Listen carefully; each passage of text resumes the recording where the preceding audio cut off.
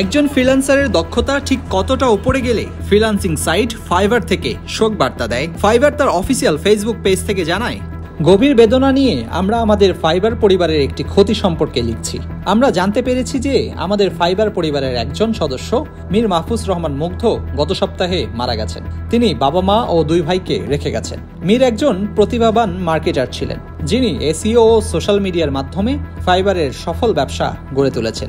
এর বাহিরেও তিনি একজন উদ্যমী ভ্রমণকারী, প্রতিভাবান ফুটবলার, স্কাউট সদস্য এবং একজন সত্যিকারের মানবতাবাদী ছিলেন। মীরকে সবাই মিস করবে, তার পরিবার ও তার বন্ধুদের জন্য প্রার্থনা রইল।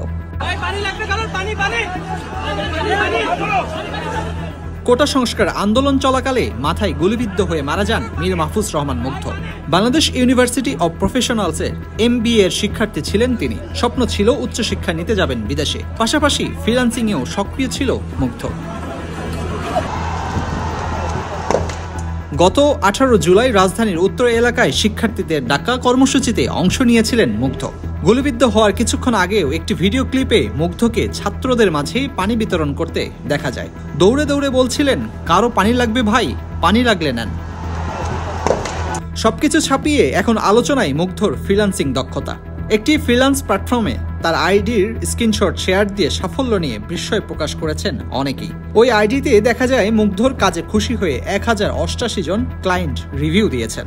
তার overall rating 5, seller communication level রেটিংও 5, রিকমেন্ডেড টু আ ফ্রেন্ডস এবং সার্ভিস অন ডেসক্রাইবেও রেটিংও দেখা যায় 5। খোঁজ নিয়ে জানা যায় মীর মাহফুজ রহমান মুগ্ধ খুলনা বিশ্ববিদ্যালয় থেকে গণিত বিষয়ে স্নাতক সম্পন্ন করে গত মার্চে ঢাকায় আসেন। কোটা সংস্কার আন্দোলন ঘিরে সংঘর্ষে গত 18 জুলাই উত্তরায় গুলিবিদ্ধ হয়ে প্রাণ হারান মেধাবী এই শিক্ষার্থী।